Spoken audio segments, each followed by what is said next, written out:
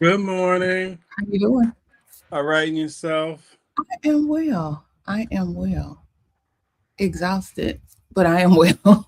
And Good. I take vitamin D every day. I I listen to, oh God, what's his name?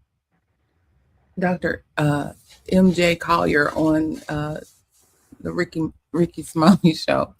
And they talk about taking everyday omega-3 fish oil, but I take a vegan version.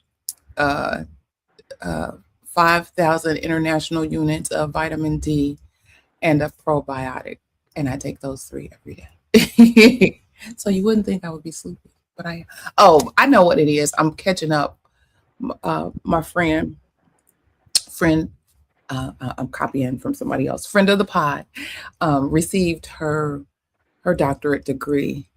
Um, and I went to her graduation in Vegas, and I flew to Vegas on Monday morning, and then I left Vegas on Monday night. Okay. I'm playing catch up. I've been playing catch up all week on that sleep. So yeah, yeah. It was a time had by all, but it was great to see her walk across the stage and graduate. It was a wonderful time. So I was excited, Good. honored to be there, see all the students um, graduate from the university. Okay, maybe my focus is not on because I'm getting all kind of texts, and I'm like, what is this? We don't do this. All right, we're good. How was your week? It was a week. They all just running together. Same stuff. I'll see my baby bounce back. Look, see all she needed was a little Good. love over water. She was looking real sad last week. I'm sorry, but she done bounced back. All right, all right. Let's see. Oh, well, I'll wait. That'll be a church announcement. I'll put that in the church announcements. All right. Well, let's get this party started. Welcome, welcome to our Saturday morning tea. Here we brew up the hottest topics in healthcare. We discuss health information, news, education, um, all the multivitamins and supplements you need. Celebrating graduations, and how these weeks are just running into the next, running into the next, running into the next. And we also discuss certification tips and entrepreneurship. And really, we focus on the revenue cycle at large. And as you come in, don't forget to hit the thumbs up or like button. I'm Clarice Warner, the girl with the pearls, the founder and senior education director of the Professional Reimbursement Network, LLC, where coding education is key. And PRN is a healthcare compliance consultancy located in Cincinnati, Ohio, that specializes in revenue cycle and regulatory compliance in education. And let me ask you, do you know what it takes to be a certified marketable medical coder? Do you? Well, before I introduce my co host, let me share with you information on a free, yes, free email course, the 5 steps to become a certified marketable medical coder. Are you interested in medical coding but not sure where to start and scared of wasting time and resources? Let me help you with the right steps to become a certified marketable medical coder. Learn more at bit.ly/5stepscoder. Hey. So, if you are interested in getting more information about the 5 steps to become a certified marketable medical coder, check the video description for the link. Joining me today is my partner in success, my co host. I'm jumping ahead, Mr. Jesse, the registered trademark. Put some respect on his name, the coding nurse. Sir, introduce yourself and tell the folks all about you. Good morning, everybody. My name is Jesse. I live in Philadelphia. I don't know what's going on with my light today, but I live in Philadelphia. I've been in healthcare for a long time. Left the bedside in 2014, transitioned into risk adjustment during the pandemic. In 2020, I created a company, the Coding Nurse LLC, where I help nurses and other people in healthcare with a clinical background transition into the wonderful world of HIM. Mhm. Okay, I just have one question. Is that tea back there in that mug? No, kidding. And how's everything going? It's coming along. Okay. Yes. I told you I'd be spotting everything back there in the background. Yes. Well, good, good. I love that. That's pretty. What's wrong with Thank your you. light? It's flickering all I the time? don't know. See, I moved some stuff around, and I just it's just not hitting like it. I might have to just get another one because it's not hitting like it used to be. I have another one somewhere in a box. I You didn't. like me. I have a whole arm. So I have so my mic sits here. I have the high arm, and then I bought a low arm. I've probably had it for 6 months and still have not put it together. It's sitting over there in the vault. Like, really? You bought me, you ain't gonna use me? What's up? And then I have when I do my other videos, I use my Nikon, and I got the arm, and it's sitting there. So I'm like, okay, girl, get it together. Get it together. Get your life. Oh, but we're gonna get it. We're gonna get it. All right, all right. Well, before we jump in, let me remind you that you can join in and add to the conversation. So don't be shy. Don't be shy. Your opinion matters and is welcomed here. And friends, please use the chat. If you have a question, all we ask is that you put a Q first so we know it's for us and we don't miss it. So for those who are just joining us or watching the replay, today we're talking about how CMS dropped 190 new ICD-10 codes and what changed, because there were some changes happening. But first, let's get into our church announcements, shall we?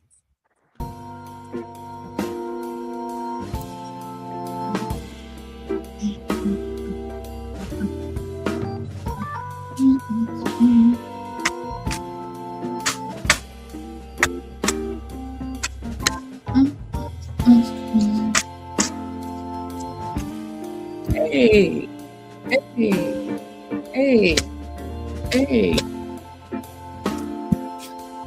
hey.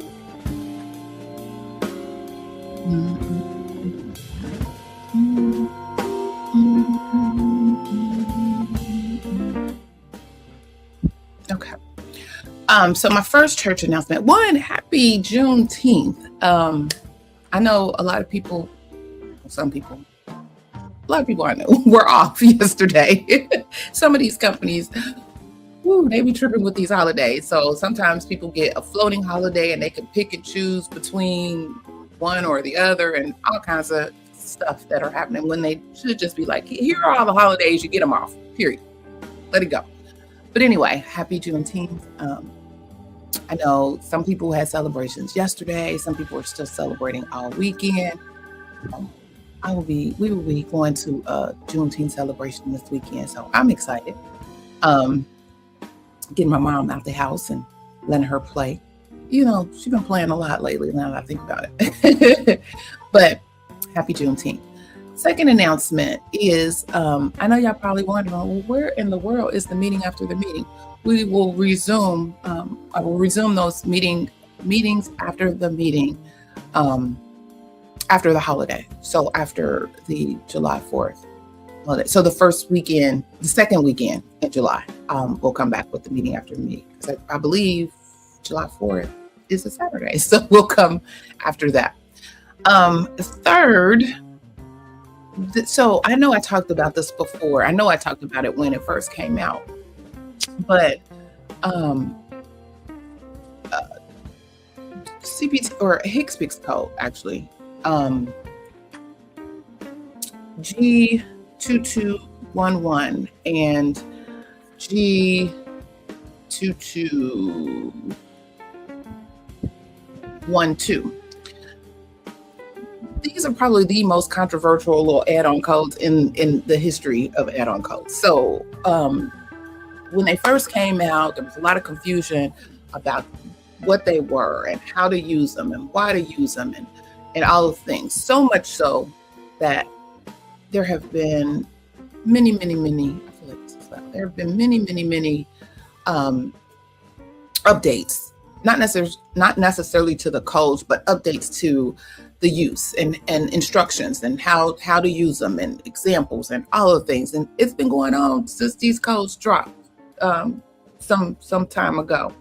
So G2211 is an add-on code to describe the complexity associated with an ongoing longitudinal practitioner-patient relationship during an office or outpatient visit. G2212 is also an add-on code to report prolonged office or outpatient evaluation and management services beyond the maximum time of a primary E&M code billed in 15-minute increments. That one usually has the biggest question mark because there are prolonged codes. There are other codes that kind of describe the same thing, but which adds to a lot of the confusion. Well, so much so that a lot of these payers are like, you know what? It's too much. This is foolishness. And we're not paying for these. So the list of payers are growing that are not or no longer accepting or reimbursing for these codes. And so if you are using these codes in your practice, it will suit you well to make sure you're checking your payer resources in their websites as it relates to G2211 and G2212, because folks are like, you know what, I'm done with this. I know one of the latest ones that's no longer accepting is Better from HealthNet. So their HealthNet group will no longer accept them.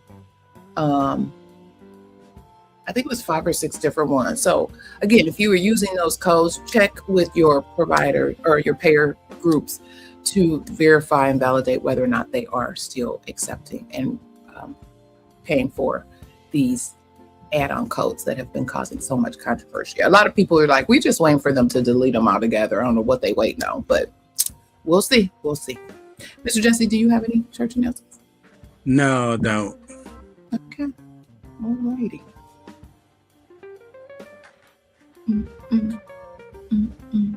Come on, y'all. I hear y'all. All right.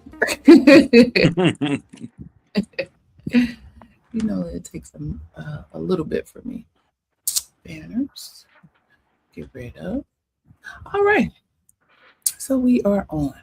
So again, let the tea spilling begin. So again, good morning, and welcome back to the Saturday Morning Tea, where we serve up the real talk our profession needs. We pour up something warm, something real, and something that genuinely matters for your career in health information management, medical coding, and compliance. I'm Clarice Warner, the girl with the pearls, with my partner in success, the coding nurse. And if you're new here, welcome. We meet every Saturday morning to demystify medical coding, billing, and everything that keeps healthcare revenue flowing, and talk about the things in healthcare that actually matter for your career, for your compliance, and for your paycheck. And to my returning friends, thank you for being here. So get your cup. Again, no judgment of what may be in your cup, and come on in the room. All right. So what if the code set that you've been planning around since April already changed? Yeah. So in this episode, we are pouring into something every coder, CDI specialist, and HIM professional needs on their radar before October 1st. So CMS just finalized the fiscal year 2027 ICD-10-CM code set. And friends, it is not a carbon copy of what they proposed back in April.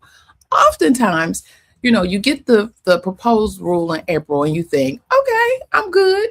I get a head start before the October rush to, you know, of course you get your final rule, but I got the proposed. 9 times out of 10, the proposed and the final are identical. Very little changes. This year, somebody is playing. So there are some changes between them, some substantial changes.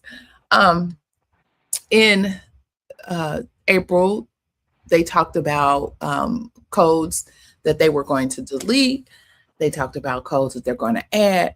And lo and behold, in the final rule, they have walked back some of those proposed changes. So there are 190 new codes coming down the pipe, 4 revisions and 30 deletions. All right, so let's get into what is happening and going on here. So on Friday, June 5th, CMS released their final rule. And as all of us coders know, these updates take effect October 1st of this year. So you got a little time, not a long one, but you got a little time to kind of look around and see what's going on and what is happening.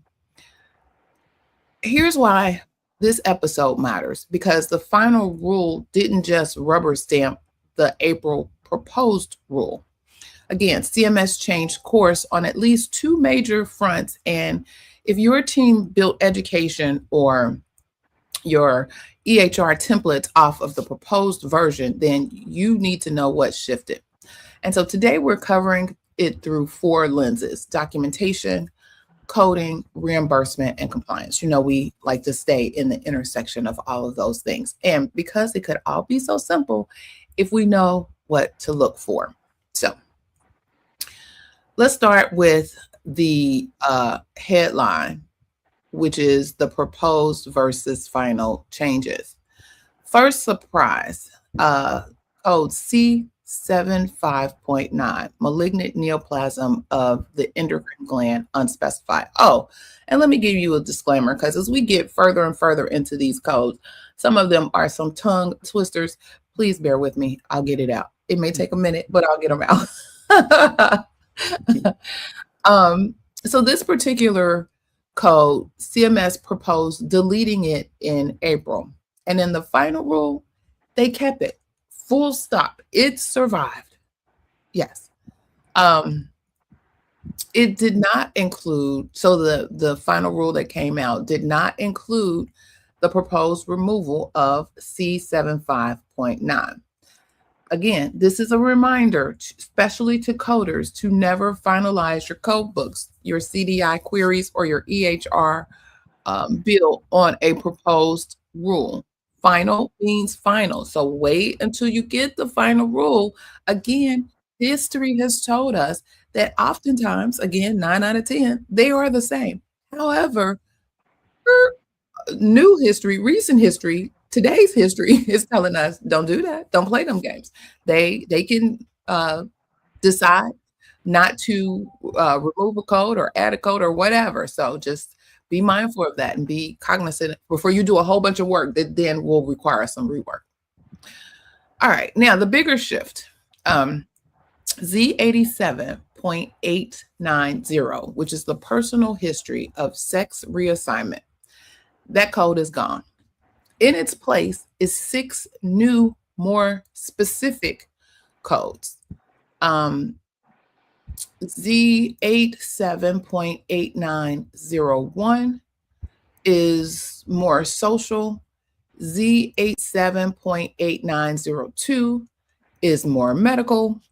Z87.8903 is surgical. Z87.8904 relates to intersex surgery.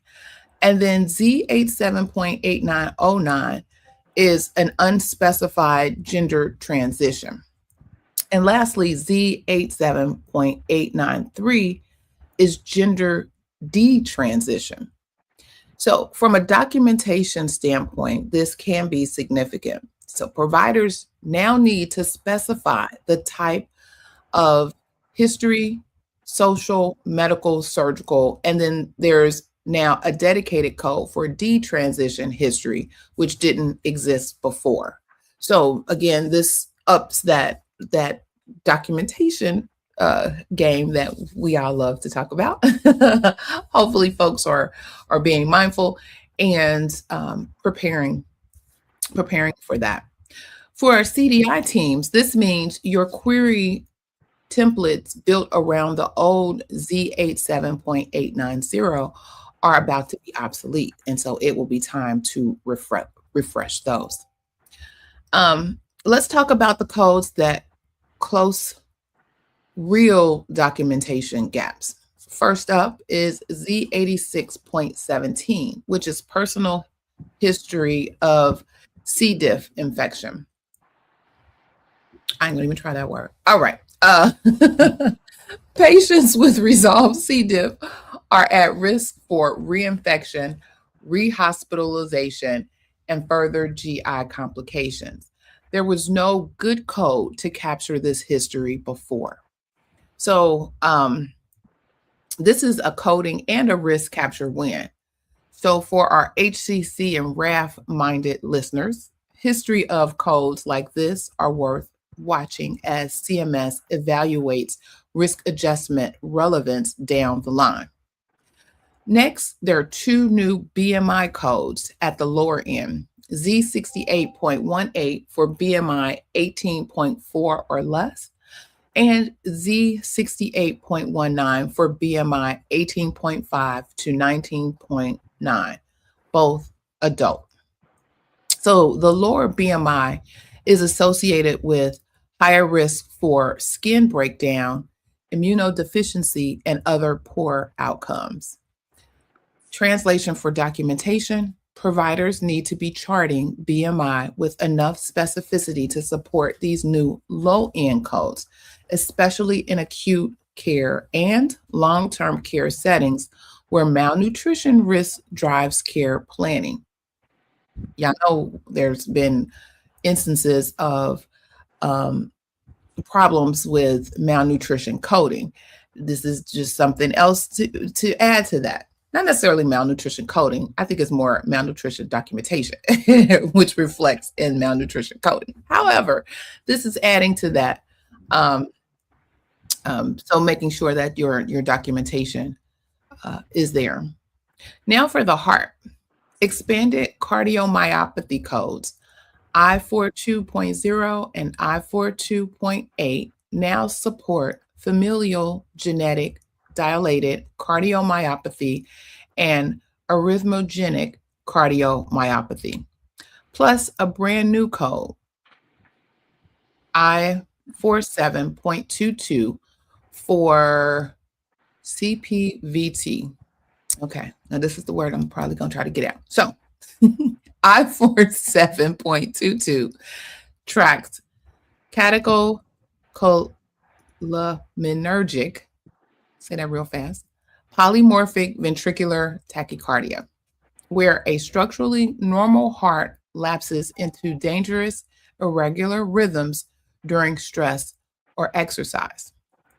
New codes also cover Brugada syndrome, which is I49.81, and ventricular bigeminy, which is I49.82. So cardiology documentation has gotten more specific, as we all know, because there was a whole bunch of cardiology codes that changed last year. And the code set is finally catching up. And one more, K74.0A, moderate hepatic fibrosis. Before this, we only had unspecified, early, and advanced. But again, according to our source, which was the Part B news, K74.0A allows more accurate coding of the liver disorder, filling the gap between early and advanced staging. So across the board, we got C. diff history, BMI, cardiomyopathy, hepatic fibrosis. And the theme in all of this that we've been talking about, can you guess it? Specificity. Documentation has to support it or the codes can't be assigned. Mr. Jesse, you want to jump in? No, but that's interesting. Mm-hmm. Compliance watch. So let's zoom out to volume because 2 chapters carry the heaviest load in this update. Chapter 19, injury, poisoning, and certain other consequences of external causes have 60 new codes, and 15 were deleted. And chapter 15, pregnancy, childbirth, and the puerperium, 44 new codes, but none were deleted. So if you're coding ED, trauma, OB, or working in those CDI specialties, this is not a passive update for you. This is probably going to require a retraining of some sort to make sure that you stay abreast of. And while we're kind of talking about these pregnancy, childbirth, chapter 15 codes, another little gem, CPT is changing a lot of their maternity care codes as well. And I may talk about that next week, but they're changing a lot of their maternity care codes. They had a webinar recently, well before the CPT updates come out, but they had some information related to that. So be on the lookout for that if you're in those spaces. Also, don't sleep on chapter 13, which is musculoskeletal either.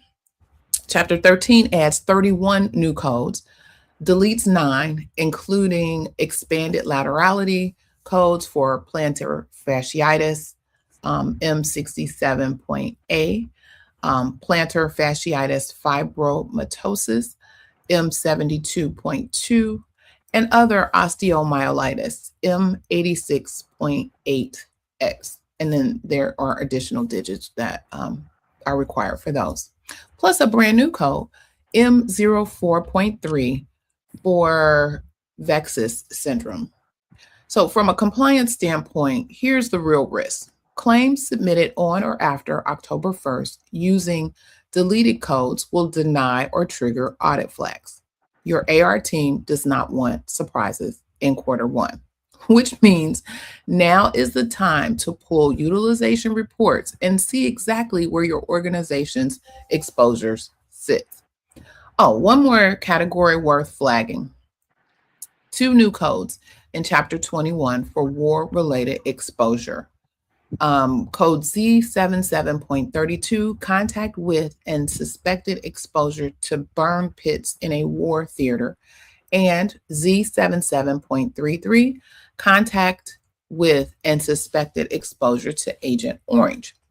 These matter for veterans serving facilities and any provider documenting environmental exposure history tied to military service.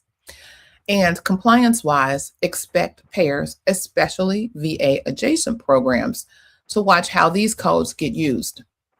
Documentation needs to clearly support suspected exposure language and not assumptions.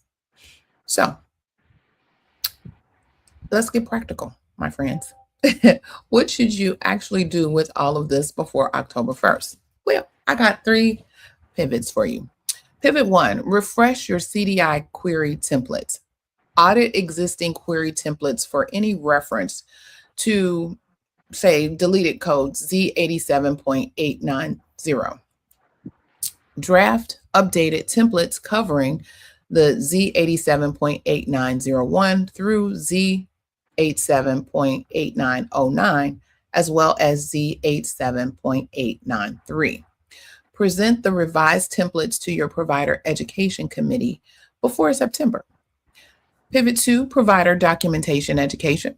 Identify your top documentation gaps, cardiomyopathy, subtypes, the BMI specificity, hepatic fibrosis staging, and build a 1-page specificity tip sheet your providers can drop straight into an EHR smart text. Schedule a 15-minute huddle education session with clinical staff before the effective date. And then pivot 3, run a compliance pre-audit on your highest volume chapters.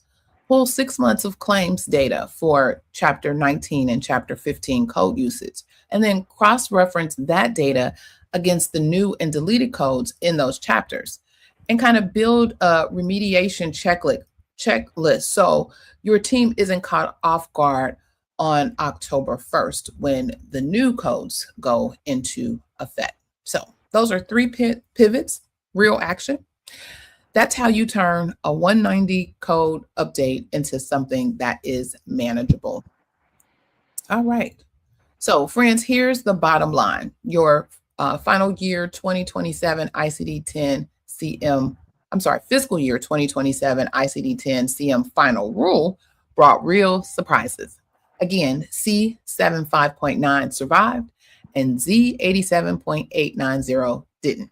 And it brought real specificity wins across cardiology, hepatology, infectious disease history, and nutrition. The other thing, before we end it, is if you know that these codes in these chapters are changing, then you might think, there may be some guideline changes, which I'm sure they will be. So make sure that you're looking at the guidelines in these particular chapters for any changes that may come as a result of that. All right. Mr. Jesse, do you have any closing thoughts on this? I know you said this was interesting. Well, at first, I mean, well, ever since COVID, now they update code sets, twice a year. And at first, I was like, I just, I was fine with the once a year. But, with them doing all of these revisions, I mean, it would be a mess if they did it all at one time. So I guess it's kind of in a good way that they do it twice a year now, because Yeah, it's not as it's burdensome. not as Yeah, confusing, because yeah.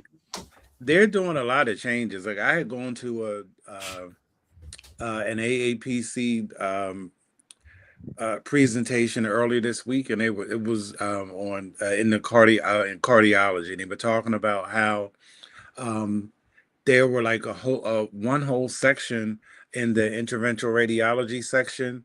They came up with like 46 new codes. I'm like, wow. Mm-hmm. Yeah. And of course, the expectation is that we have to keep up with what the changes are. That's part of what we do in this field, and part of why we like to call this lifelong learning, because there's always changes, there's always something new. Again, I love to attend the committee and maintenance, and I know I'm butchering the actual meeting, but those meetings that occur a couple of times a year that kind of talk through what these changes are, and they're actually kind of a year ahead if you think about it, because I think the one in September will talk about I think the one in September either talks about the changes in April, or they're talking about the changes in October for next year. But not only do they give you kind of a heads up of these are the things that they will propose in the proposed rule, you get the background. You get to hear from the actual providers that are pushing the change, or the why behind the change. If they're seeing a new procedure that they're using, or they're seeing something that just, according to medical protocols, or the way they use a certain device, or all the different things, they can tell you. You can get the, oh, I didn't know that, or we've been doing it this way, but now medical advancements require us to do this, so this is now obsolete. We don't really need this. Let's talk about it. They talk through all of that, and so to me, it's a real good time. Plus, you get CEUs if you listen to it live, so it's all good. I think you get some CEUs too from the. You may not get as many, but you get something, I think, when you listen to the replay as well. But you definitely get them if you listen live.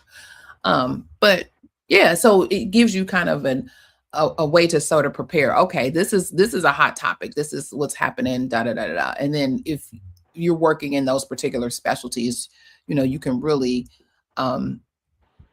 prepare your providers as well as your revenue cycle staff of what's happening and what's going on.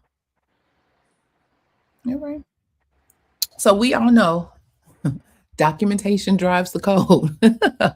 And the code drives the claim, and the claim drives compliance. So it's all interconnected. All right. So, well, this is going to be a quick morning tea. Unless, Mr. Jesse, you have something extra you wanted to add. No. So we're giving you some time back in your day. Oh, this is where it is. During Juneteenth. How about that? I did want to talk about, we're not going to do that today, but because it was Men's Mental Health Month, there was a couple of things that, and I may address that next week before the month is out. We'll say that. All right. So if you want the full breakdown, our quick reference card is live for our PRN hot tea sippers. You can find it on our Patreon. And then for our elite members, you are getting a full executive briefing with a 90-day implementation roadmap on what you need to do. Also equipped with, if you have to provide education or training for folks, there's kind of information on how to put that together with this. So head to the link in the description or visit bit.ly, bit.ly/the PRNT sippers to join. Or you can hit the QR code, hit the code right there. Because it could all be so simple. So pour your cup, do the work, and remember, be safe, be kind, and don't wish for it, work for it. Until next time, take care. Have a great weekend. Enjoy some red drink and all of the Juneteenth food and activities if you didn't get some yesterday. And we'll talk to you soon. All right. Thank you.